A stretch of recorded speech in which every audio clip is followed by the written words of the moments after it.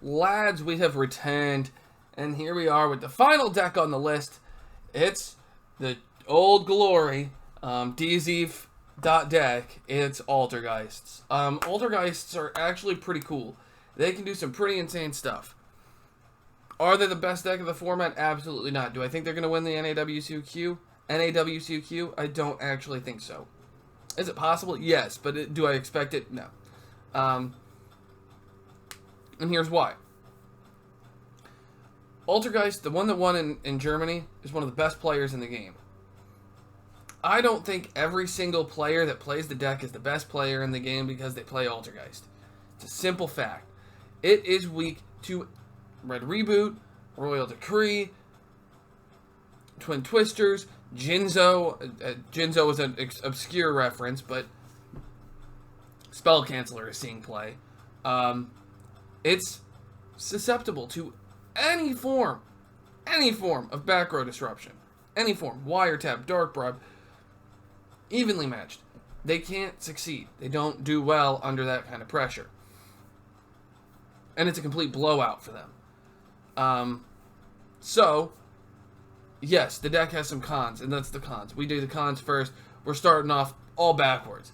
But here are the strengths of the deck. One, Infinite Impermanence is so much better in your deck. So much better.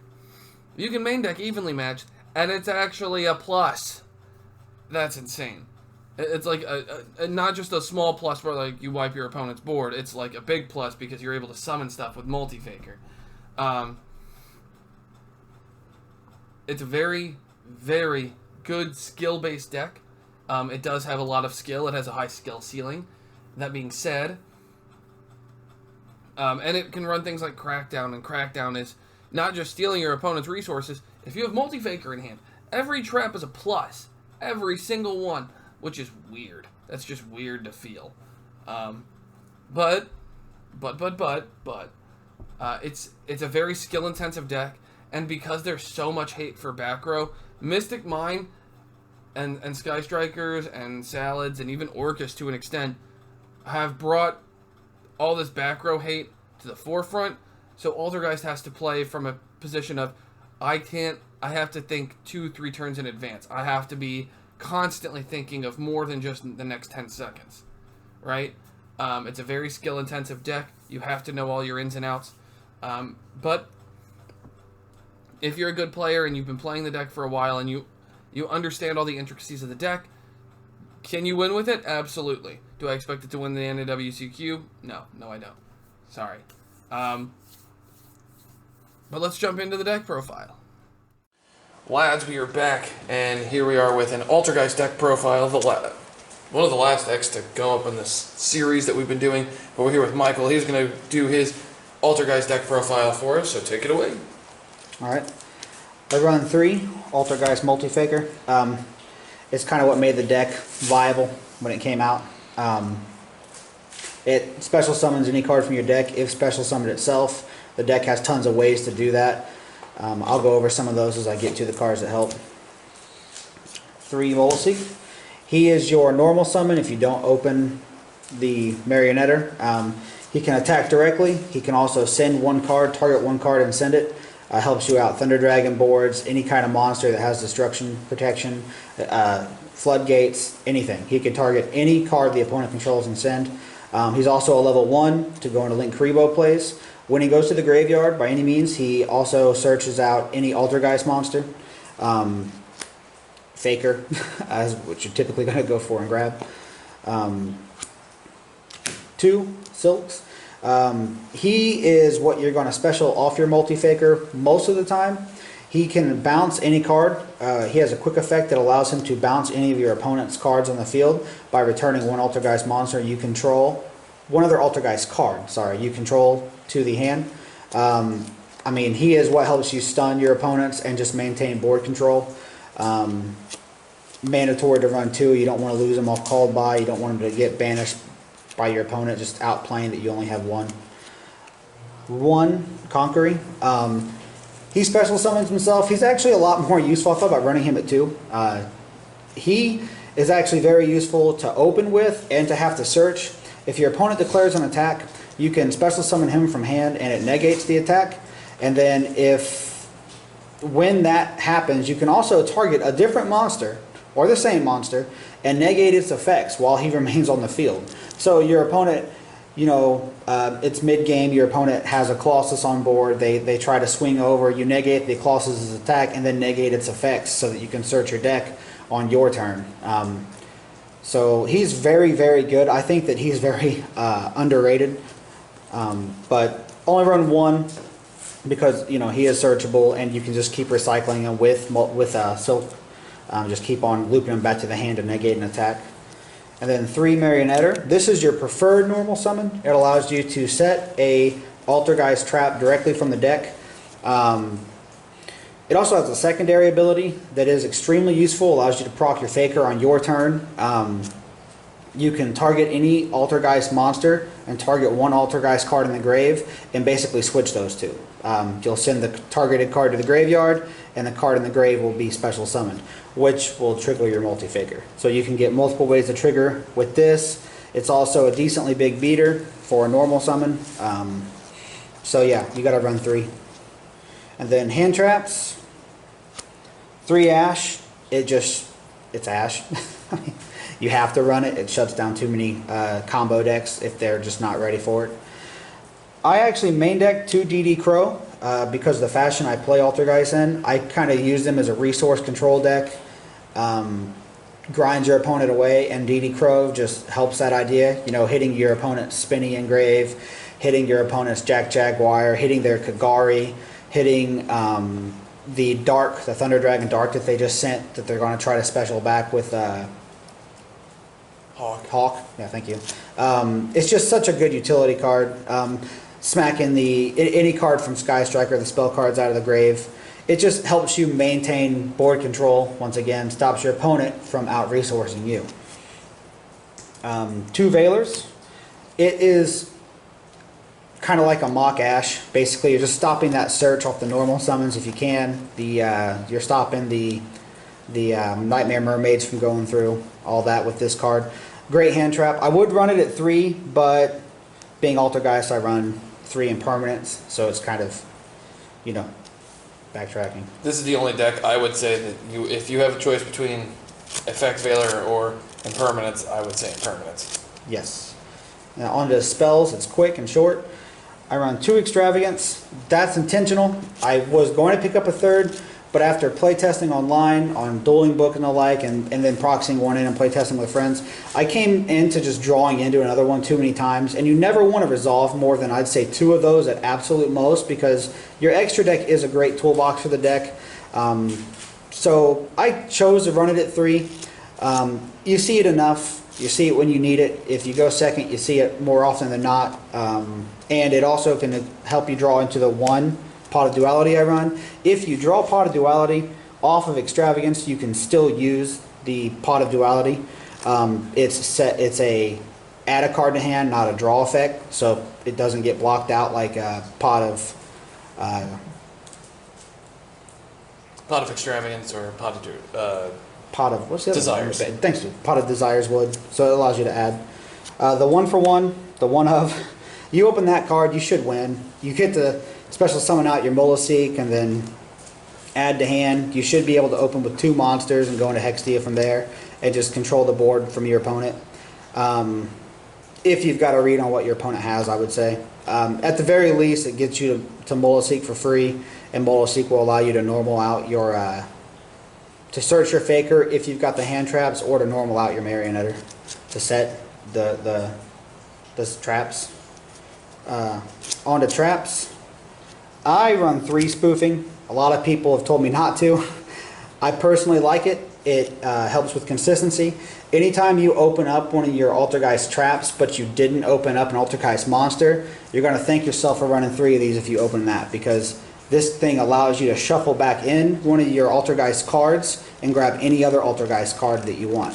A real neat trick you can do with this is whenever you shuffle back in a card and grab Multi-Faker, it's on resolution of the effect, you can actually special summon Multi-Faker and get another special summon off. So I think this is invaluable, running it at 3. If you run it at 2 and you lose one of them, it really hurts. You only got 1 left in your deck, and this is what helps you recycle those Conqueries, helps you recycle anything you want. So I run it at 3. Altergeist Protocol. Another Altergeist card that is overloaded. So this stops all of your Altergeist monsters' effects from being negated. They cannot be negated, and the activations cannot be negated. So your opponent can chain all the Veilers and all the Ashes they want. It doesn't matter. It goes through. This is what you search off Marionette 90% of the time and set to your field. It also has a secondary effect that a lot of people don't know because it's just not utilized enough. If your opponent activates a monster effect, you can negate that monster effect and send one other Altergeist card you control to the graveyard. That's a free monster negate that you can just have sitting on board and a searchable trap that can shut down most normal summons in the game by itself. So extremely, extremely good card. Maybe even run it at 3 if you can't afford some of the other options in the deck. 1 Altergeist Manifestation. This is your, what's called the haunting of the deck. You can target any other Altergeist card in the graveyard and special summon it. Of course, it will trigger all of Multi-Faker's effects too. This has a unique way it works with Silquitus. If you've got Silk on the board and you have this and you're able to chain it, so you activate the trap, target the card in graveyard, and then chain Silk and bounce the trap to your hand, the card in graveyard will get summoned and you'll get to put the trap back in hand. And it never destroys because it never gets the chance to equip. So that's a neat little trick you can do to indefinitely recycle that and get a free bounce and return a card to your opponent's hand. If you ever get to get that combo on the board, you should win that game unless your opponent just draws the nuts, I guess, and outs you. Mandatory card for Altergeist specifically. You've got your Infinite Impermanence. Trap card that you can play on your opponent's turn going second. If you open Multi-Faker and open Impermanence, and your opponent plays any normal summon and you get to resolve this and then Faker gets to resolve, it's honestly almost better for you than if you went first, because you're going to have Multi-Faker with, in that case, depending on what deck your opponent's playing, a Silk or a Moloseek on the board, and the board control you'll establish from then on should be too much. If you open this and Multi-Faker, you should win that game, theoretically. 2 Lost Win. I thought this was a cute way to have more traps to recycle, because traps are still, they get popped, they get popped. The 2 Lost Win, they recycle themselves if your opponent special summons from the extra deck, but upon special summoning they can be activated to reduce the attack of the monster by half and negate its effects. And that's not a continuous effect, so you don't got to worry about it getting popped and your opponent getting their monster's effects back. It goes to the graveyard. It's just a lasting effect. Really good card. 2 Crackdown, once again to stunt your opponent's normal summon or their first link plays or what have you. Really strong card. Take a card for free, no requirements. Just take it. Sits on your side of the field. This is a continuous trap, so remember, if it gets popped, your opponent will get it back. I main deck 2 evenly matched in case I do go second and my opponent establishes that big board. A lot of people don't play around it because no one ever mains it. So if you're able to draw this going second and your opponent made this 2 Colossus, 1 Titan, and a monster negate board or a spell negate board, but they can't stop the trap, well, you can out their entire board with that card. So, and then Faker can always be chained to the resolution of that card as well. So you still get to summon and resolve Faker on your turn if you opened it, which is a real big plus. And then 2 Solemn Strikes. Once again, hitting monster effects and special summons. Just stunt your opponent out of the game. Just control the board. And then 1 Solemn Judgment to stop the normal summon Denkos. Because obviously that ruins you. But this can stop that. Just a 1-of for right now. Then Get this out of the way. on to the extra deck. The mandatory, because you're running Extravagance, 3 Hextia. This card is great. Basically, if you go into it, it gains the attack. It only requires 2 Altergeist monsters. It gains the attack of any Altergeist monster it points to, but it also has another effect that it can negate any spell or trap that is activated by tributing an Altergeist monster that this points to. You run 3 because A, it's a great card, and B, you run Extravagance. Altergeist Prime Banshee. I've went into that one time, and it was just to attack over something. So I know it does have a graveyard effect. I believe it adds an Altergeist trap back if it gets destroyed. Don't want to give misinformation. No, any Altergeist card. Sorry, you can add any Altergeist card back to your hand if this gets sent from the field to the graveyard. It doesn't have to be destroyed. So it's a good way to recur. It is a Link 3, which I'll talk more about that after the Link plays. And then Altergeist Kildolga. I've never went into that one. It also allows you to recycle. This one does do a trap if it dies. If this card is destroyed by battle, you can target one Altergeist card. Nope, I lied again. This is also any Altergeist card if it gets destroyed by battle only. So I've never went into him though. He's not very useful with that low attack, but I'm sure that other people have had things come up where you do go into him. Link Karibo ×3. Again, you're running Extravagance. You have to have it for your Moloseek. The free search off Moloseek and the ability to stall is invaluable in this deck. So you have to run 3. It's a great card. It can recycle itself off Moloseek. Just extremely good card. The reprint and dual power really help getting pretty copies for cheap. 1 Underclock Taker. I might bump that up to 3 just to help you get over big monsters in a pinch. Because that's one thing the deck does struggle with is big untargetable monsters. So this guy can kind of help you with that. Might put him up to 3 because if he doesn't get banished off Desires, or I'm sorry, Extravagance, then the odds of you actually needing him that game are slim to none. Most of the time he's control board. 1 each, Nightmare Phoenix and Cerberus. Both have their uses, popping back row, popping monsters in the main monster zone. Once again, you really never go into either of these two unless you've gotten floodgated and you have to go into Phoenix. But more than likely that doesn't happen with Altergeist, as you've got so many outs to floodgates anyway. Moloseek and Silk and all them. Then the 1 Trisbania, in case your opponent, in the mirror match, this is actually really funny to go into. That has come up. You can go into this and then special with your slew of cards that's special from the graveyard or from the deck, and put 1 on this arrow and nuke your opponent's whole back row. Extremely good. A lot of people don't see it coming in the mirror or against True Draco or any trap-based deck. This card's just a funny surprise because of Altergeist typically don't run it.